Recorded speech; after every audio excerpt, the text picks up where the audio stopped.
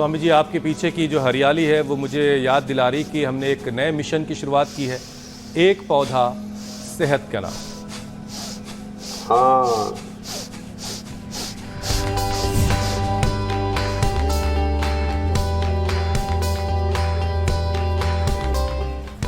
लाओ भाई पौधा लाओ, आज का पौधा बहुत जरूरी तो है। आज स्वामी जी कौन सा पौधा लगने वाला है जो बालकनी में और जो घरों में भी लगाया जा सकता है? देखो ये ना, इसको दो तरह का ये नागफनी का पौधा होता है। नाग जैसा इसका फन है और ये पौधे में से पौधा निकलता है। देखो ये इधर एक पौधा था, जैसे एलोवेरा में निकलता है ना, इसकी जड़ से दूसरा निकल गया। तो ये नागफनी का पौधा, ये घर के पोल्यूशन को भी दूर करता है और काल सर्प दोष, उससे बड़े पीड़ित हैं लोग और उससे फिर इधर उधर बाबाओं के चक्कर में आते हैं, कोई धूल धक्कड़ में फंसते हैं, कोई अंधविश्वास में फंसते हैं। तो अपने घर में नागफनी का पौधा लगाओ, काल सर्प दोष दूर हो जाएगा।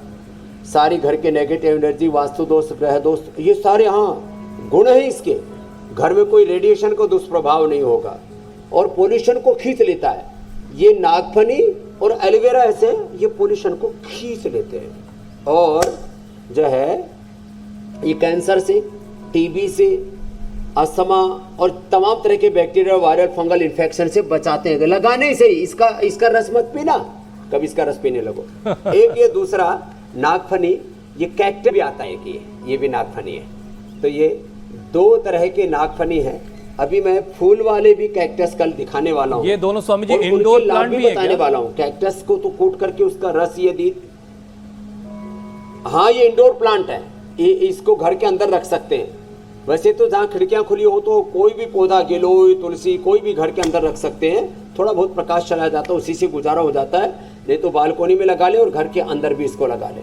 तो ये आज का हमारा एक पौधा सेहत के नाम है और इसको घर में लगाएं, अच्छी सेहत पाएं, ग्रह दोष, वास्तु दोष मिटाएं, रेडिएशन से अपने आप को बचाएं, टीबी, कैंसर से अपने आप को बचाएं और घर में पौधे भी लगाएं और प्राणायाम भी करें। ऐसे नहीं कि पौधे लगा लिए और उनसे निकलने वाली सकारात्मक ऊर्जा को पड़ोसी खींच रहे हैं। क्या हमने अपने घर में सारे पौधे लगा लिए और पड़ोसी प्राणायाम करके उसका लाभ ले रहे हैं। चलिए स्वामी जी, एक मिशन और सेहत के नाम हमने शुरू कर रखा है, वो है सेहत को लेकर के बहुत सारे जो दावे सोशल मीडिया पर किए जाते हैं उसका फैक्ट चेक करने का। तो जो आज हमने सोशल मीडिया से दावा उठाया है वो ये है कि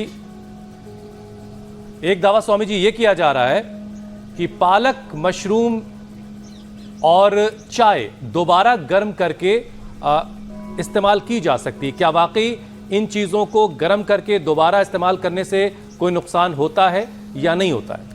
स्वामी जी, चाय के बारे में तो हमने सुना है बड़े बुजुर्गों से कि दोबारा गर्म करो जहर हो जाती है। मशरूम है, नहीं देखो इसकी क्वालिटी डाउन चली जाती है, जहर तो नहीं होती। चाहे आप दोबारा गर्म करें। एक चाय वाले से मैंने पूछा तेरी चाय कब से बन रही है? बोले जी अखंड बन रही है 10 साल से। बोले जो पहले दिन की चाय बच जाती है, ऐसे दाल वाली सब्जी वाले भी करते हैं, पहले दिन की दाल बच जाती है, अगले दिन ढाबा वाले उसी को गर्म कर देते हैं। उसमें वो जो टेस्ट है ना वो कम हो जाता है और बार बार चाय को पकाने से वो एसिडिक हो जाती है। हमें एल्कलाइन चीज़ें लेनी चाहिए। तो पालक है, मशरूम है, चाय है, ये डिग्रेड हो जाते हैं, जहर नहीं होते हैं। इसलिए कोशिश करें कि जो है, अब पालक है, मशरूम है, आप इसको तो आप फ्रिज में भी रख सकते हो यदि गर्मी की बहुत ज़्यादा गर्मी पड़ रही है, 45-50 डिग्री टेम्परेचर है। बाकी सर्दी में तो आप इसको बाहर रख करके ऐसे ही खा सकते हो। इसमें तो जो साधारण जो इसके अंदर वो पैदा होते हैं बैक्टीरिया, जैसे दही में पैदा होते हैं, वो हेल्दी बैक्टीरिया होते हैं, कोई दिक्कत नहीं है। तो मशरूम जो है और पालक, ये बहुत ज़्यादा गर्मी को छोड़ करके बिना गर्म किए इनको खा ले। और चाय को जो है, कॉफ़ी को जब ठंडी हो जाए तो कोल्ड कॉफ़ी पीते हैं तो कोल्ड चाय भी पी ले। उसको डिग्रेड करने की क्या ज़रूरत है? तेल को जैसे बार बार गर्म करते हैं तो डिग्रेड होता है, ऐसे ही चाय भी डिग्रेड होती है, जहर नहीं बनती है। ये फैक्ट चेक है। मेरा ख्याल है स्वामी जी हमारे बड़े बुजुर्गों ने शायद जहर लफ्ज इसलिए इस्तेमाल किया होगा कि लोग उससे दूर रहें, दोबारा गर्म करके उसको इस्तेमाल ना करें। मतलब ये कि दावा गलत है कि दोबारा गर्म करके इस्तेमाल करने से कोई दिक्कत नहीं होती, उससे बचने की जरूरत है।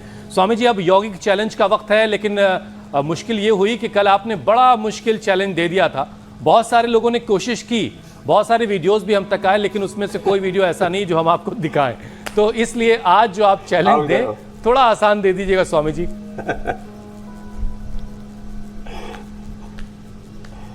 चलो तुलासन का चैलेंज देते हैं, दोनों बच्चे कर रहे हैं, इसको सीख लो कैसे करना है। देखो दोनों करो बेटा, कैसे करते हैं।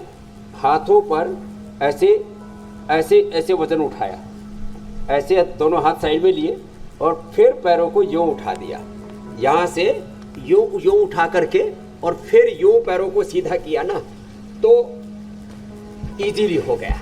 हाँ, और जान तो लगती है इसके अंदर।